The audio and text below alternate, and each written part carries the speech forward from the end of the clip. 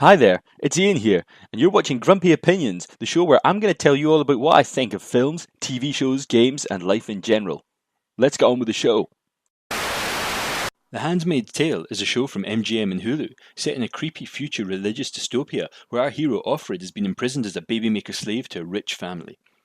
In episode 3, Late, everyone's being really super nice to Offred because her period's a couple of days late, and Mrs. Commander's way over the moon, and so after making sure that she has a lovely breakfast, she takes Freddie on a trip to see the wee bubba from last week, and we find out that Pirate Jenny has been biting her mistress, and when Offred speaks to her, it seems that maybe she's as loony as she was back at the handmaid school. But Lady Macbeth, Mrs. Commander, has been really sympathetic, since Offred being up the duff means the whole sex with her husband thing's sorted out and isn't going to happen again, and then she starts to let her guard down, and almost let slip how she really feels about the whole handmaid thing being really awful. So Offred ends up getting a lift back with Nick, the odd job man, and then turns out that the black van of doom is there, as in the eyes, as in the secret police, and Aunt Lydia's there as well. It seems that they know about Ofglen, because Ofglen disappeared last week, and now they want to know if Freddie knew about her being gay. And so she cops to knowing, of course, out of common sense, and gets tased for using the word gay, but then when Lydia quotes a bit of scripture at her, Offred finishes off the passage, and she gets twatted about the face, and then super tased a load for it. Only when Mrs. C comes in and goes absolutely ballistic raving that she's pregnant do they stop. So Offred goes upstairs, to nurse her sore face, and Nick brings her an ice pack and hints that he really should have just run away with her, and she reminisces about the past. She remembers back to there was this day when all the women's bank accounts were suddenly closed, and then they were all let go from their jobs at the same day as part of a new law, and armed guards came to make sure they all left.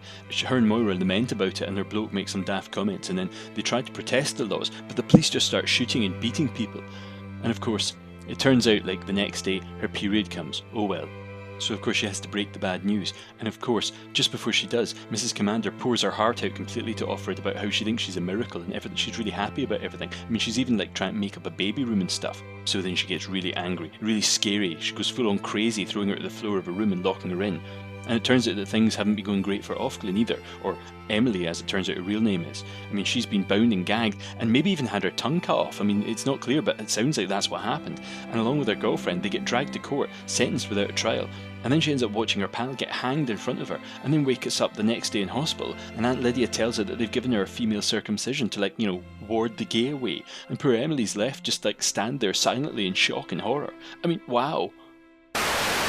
So what did I think? Well, this episode was really hard to watch. Not only did we have all that absolutely horrendous stuff with Ofglen, or Emily as she's really called. That was really horrible and horrifying. We had to watch her getting pulled from pillar to post, judged, mutilated, watching her girlfriend get executed. That scene was unbelievable. And then the bit where she was trying to seduce that guard so she could maybe sneak out the door or something. It was so kind of tragic and desperate. Where was she going to go? Did she really think she was going to get away? It was absolutely brilliant work. The actress, Alexis Bledel is the name of the actress who plays her, and I think she did amazing work. She's got those amazing eyes that are really, really expressive, and I'm just really glad that they didn't just completely vanish her off the show. Maybe she's going to come back and have a bigger role, but maybe she'll just disappear and that'll be the end of it. If so, that's absolutely fine either way. I think, it was a job well done, and if she's going to continue, I'll be really glad to watch her stuff. But the episode was also really sad in other ways. We got such a brilliant insight into the mind of Serena. That's the real name of the woman I've been calling Mrs. Commander, who turns out that she's a bit all over the shop herself. Clearly she just wants everything to be normal. She can have a whole family. She can have a baby. Her husband can stop having sex with another woman. It was really difficult hearing her say all the stuff she says to June at the end, clearly thinking that Offred's going to have a baby and everything's going to be nice, and she might even have a wee pal and it'll be okay, all for it just to be yanked away at the last minute. You kind of knew that would happen because this is a TV show and it's only episode 3, so there's no way that Mrs. Commander and Offred were going to suddenly become really good pals. Certainly not this early in the show, if ever. That way there would just be no conflict if everyone was just great friends. But it was still really hard to watch, and I think Yvonne Strahovski did an amazing job in this. I literally just looked her up on IMDb because I was surprised because I thought she looked awfully familiar, and it turns out that she's only Miranda, one of the main characters in Mass Effect, the very famous computer game that I've actually played. So no wonder I recognised her a little bit. But yeah, So much sadness this week. I mean, the other thing was Pirate Jenny. I mean, clearly having lost the plot, or is being totally lied to by her commander bloke who's promised her that they're going to run away together. I mean, she's daft enough to believe that, but she's not right in the head. She's obviously totally broken by everything. And then Offred seems to be the only one that realizes that her not being pregnant could be a real big deal, and the ramifications of it would be really bad for her. So all in all, this week was absolutely great. Really sterling work all round.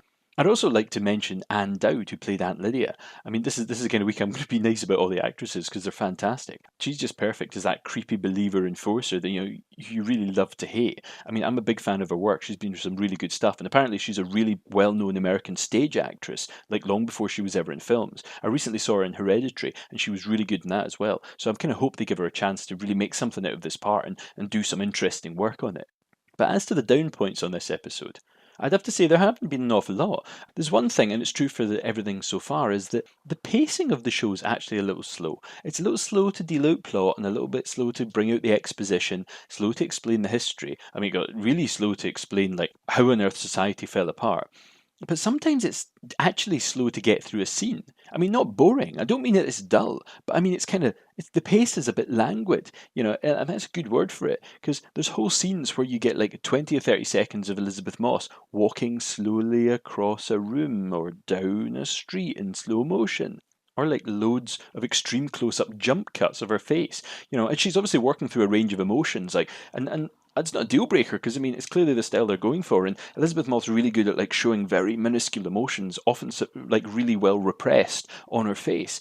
But I feel like sometimes maybe they could do with cutting that stuff down and it'd be a bit of a leaner and tighter show. If it goes like this, by the end of the series, there'll maybe probably be about a good 15 minutes of just slow scenes and shots of people. Another nitpick is that the male characters in this really aren't that good.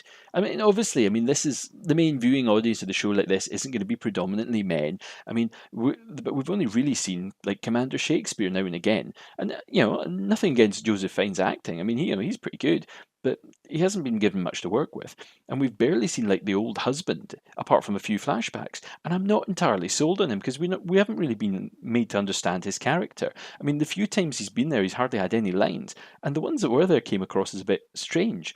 Like, I mean, the scene where Moira and June are getting pissed off drinking wine after they've lost their jobs and all their money's been taken away from them, and he comes in and he's like, but why is it a problem if I look after the money and I look after my wife? And I think he was supposed to be being a bit silly and trying to winding them up because of the situation, and it was supposed to be ironic. But was it? I mean, we don't really know his character that well. And on the bare face of it, it could literally him be asking genuinely, is this such a bad thing? Which seems ridiculous in that situation because, I mean, I could be wrong, but a guy who would say something like that doesn't strike me as the kind of guy that June would be happily settled down with and married to and having kids with, and that Moira would want to be pals with. I mean, they just don't seem like the same kind of types who would put up with a man that stupid and that open to this kind of society. I mean, maybe that wasn't the intention. It might just be like bad acting or a little bit bad direction. That kind of bugged me. But anyway, the show still has me hooked, and I really hope you're enjoying it. And I really hope you're enjoying me talking about the show. And if you are, please subscribe and follow me at Grumpy Opinions on Twitter, where I post very rarely, but now and again.